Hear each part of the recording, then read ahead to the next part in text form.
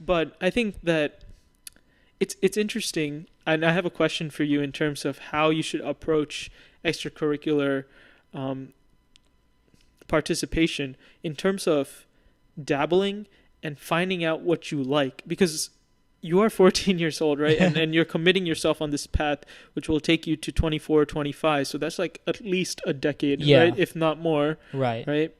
Because you have residency, right? But Right. by then, I'm assuming you're more crystallized in Yeah. what you like to do.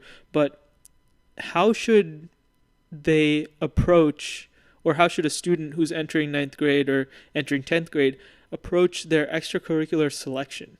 So I mean, this is probably not the answer you're gonna like to hear, but I'm gonna be honest. Especially if you're going for one of those very prestigious medical school programs, you need to know. You need to know that you want to do this, and everything you do needs to point towards the fact that you want to be a doctor. Really? I mean, you think need. so? I mean, when I interviewed at these places at some of the top tier programs Right. in the country, and I mean, I was very lucky that I got selected. I ended up not making it into these programs. But when I was interviewed and I talked to some of these interviewees, you would think that their entire lives were literally built up to this point that they were to get into this program. It was like every single insignificant little event from like their early childhood somehow led to them being a doctor. Like when you ask them, "Oh, why do you want to be a doctor?" They would have like this 5-paragraph essay. This almost like it was like they were like reciting their own autobiography and how every single experience they've ever Just turn done. on a switch. Yeah, it's just like just turn on a switch. And I mean,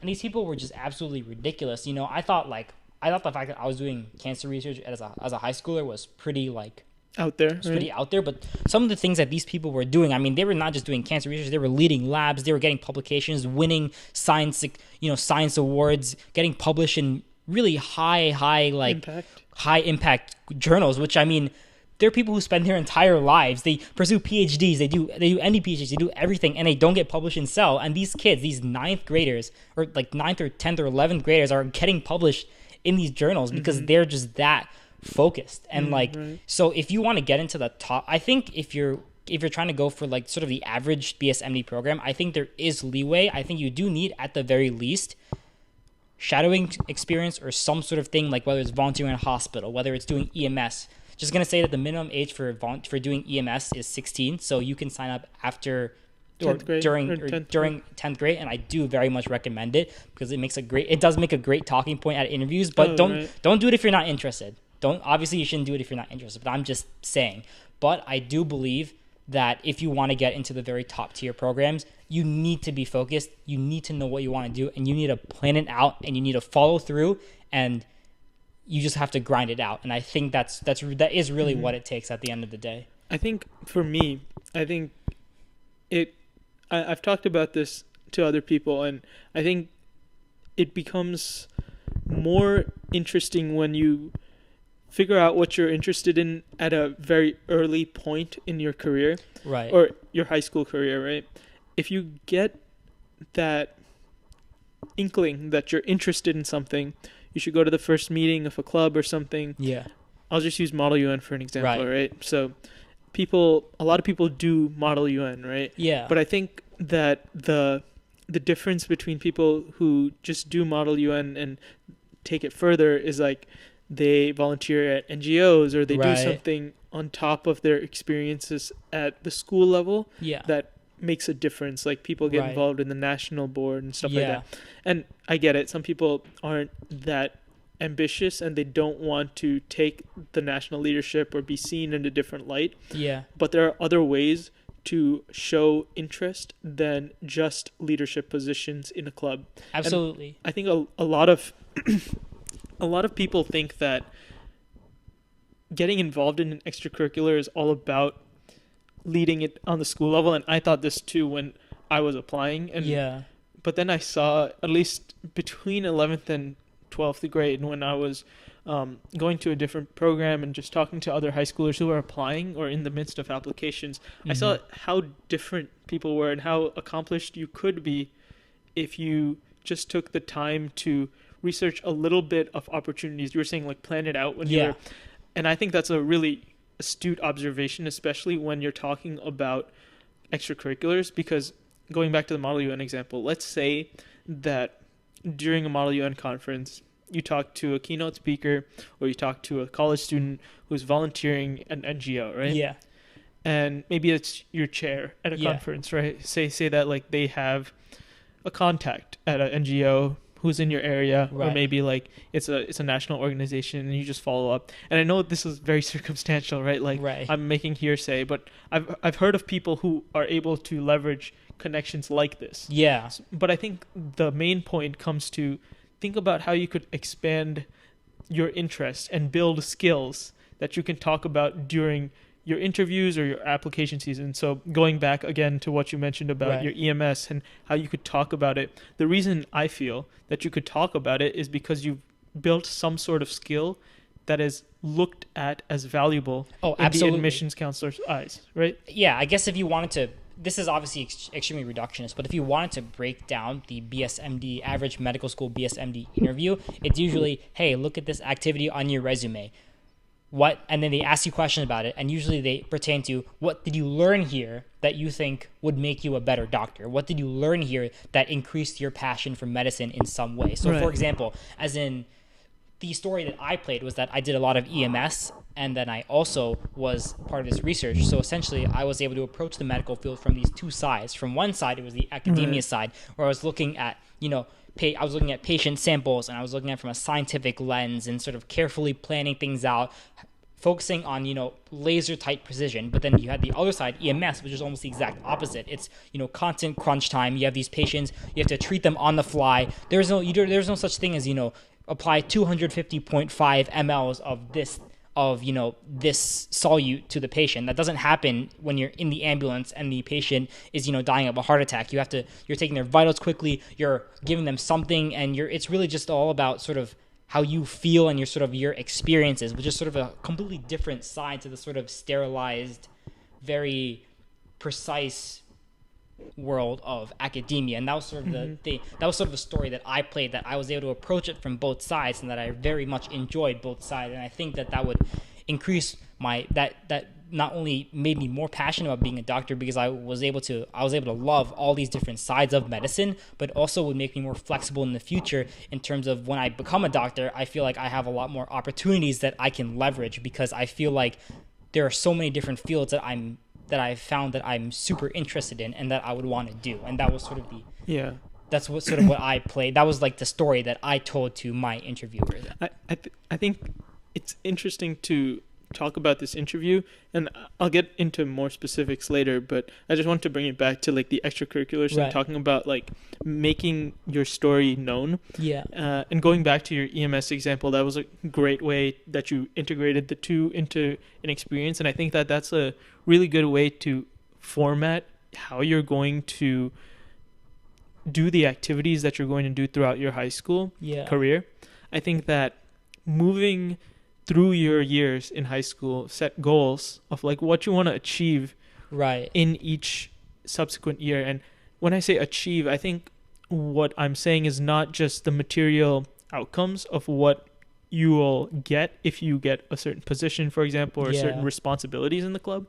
I think, or not even the club, whatever you're interested in organization wise or anything, I think that pursuing opportunities that look the most interesting but maybe aren't taking as much time as you think they will. For example, for this NGO opportunity, right? Right. It'll probably take the same amount of time as devoting constant hours during your school year, right? For the Right. presidency of a club, right? Yeah. But which student looks way more impressive if they went to a BSMD application or a BSMD interview? One can talk about how the work that they did impacted millions of people Right. in maybe Absolutely. they're doing a human rights campaign in South Sudan, or Yeah. they're doing a campaign targeted for medical MSF, or Doctors Without Borders. Right. So something like that just translates into something greater than yourself. And also it translates into a story in the admissions counselor's mind, like, how did this person get to do that as a high schooler? Yeah. That's the question you want to implant into the minds of the admissions counselor, Yeah. or sorry, the admissions committee. How did they do this as a high schooler? These people are so impressive. Yeah. I think that planting that question into the admissions committee mind or collective minds is something that you want to do to get noticed. Yes, you know? absolutely. So I think that you can repeat the and coming back to the other student who was the president of a club. I'm not saying the actual devotion of the person isn't as great as the person who volunteered at an NGO. Of course. But the story that they would tell, I was the president of a club, could be repeated by many other students. Oh, absolutely. And the other students may not have put enough effort to get to the presidency as other clubs, right? Yeah. Some clubs in high school are way more demanding than other clubs, right? Oh, yeah, of course. And but the achievement on paper looks the exact same. Yeah. That just reminds me of how, like, the Mall UN, like, the e-board, like, just the election process, that felt like almost like a second student council in, like, my school, because Right. Mall UN was so big. You had so many people running, so much election drama, people trying to get each other to vote for each other. And then and then the people that won or lost, there was drama, like, afterwards. I mean, it felt like it was like the student council all over again, or even more so, because the people who were competing for these spots were often super, super ambitious and were just, like, essentially stepping over each other's toes. Right. I think that it was more of that mindset that clicked in me. Like I would think of it kind of like a con job, you know, in terms of how can I make myself the most impressive or look the most impressive. But honestly, I think that you don't want to put enough effort. You don't want to put more effort than is necessary. Yeah. If you're not going to get the reward that's proportional to the effort that you're putting in, right? Yeah. Exactly. So I think that thinking about it in this way, it may sound like I'm trivializing the experiences of other people, but I think if you look at it in a way that I want to make sure that every ounce of effort that I put is proportional to the reward I get, like those people that you met in the interviews whose lives basically felt as if they were moving towards a BSMD program starting from when they were little. I don't think that's necessarily the case. I mean, we have to have some of them on here. Oh, yeah, of course. But I think that it's more of figuring out what you want early in your high school career and then just doing that relentlessly and culling out the other ancillary activities that you're doing. Yeah. And that self-awareness, I think, is the first thing that you should develop when you're thinking about extracurriculars in general. Yeah. So I guess there are a couple like very interesting points that I want to talk about. And the first thing I want to say is that you talk about how you don't want to trivialize other people's experiences. Well, the thing is that as, you know, not just college admissions, even BSMD programs, by definition, they do trivialize your experiences. They go through hundreds and hundreds of applicants. They look at the numbers.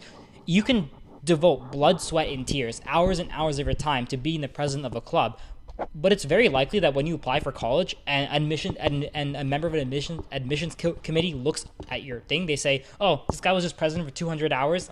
That's whatever. That doesn't really mean much." And as you said before about you know standing out, the way that it works essentially is that you usually interview with these interviewers at the medical school, and then what they do is, at least in several of the programs that I did, where they were very transparent about their process, the interviewers would then meet together in a committee, talk about who they met, and they would specifically talk about who stood out to them. They would literally have a slideshow of each applicant's picture on, and they would click it, and then the interviewers would talk about, oh, this guy said this is what this guy said to me. So in a way, the fact that you stand out literally directly proportionally increases your chance of getting into these programs. If you make yourself memorable, you are more likely to get in. There's no obtuse logic about that. It directly correlates in many of these programs because if they remember you more, they're going to say, "Hey, I know that guy. He did this, and I was just super impressed with this guy. I think he would be a good fit in our program." You know that it kind of reminds me of like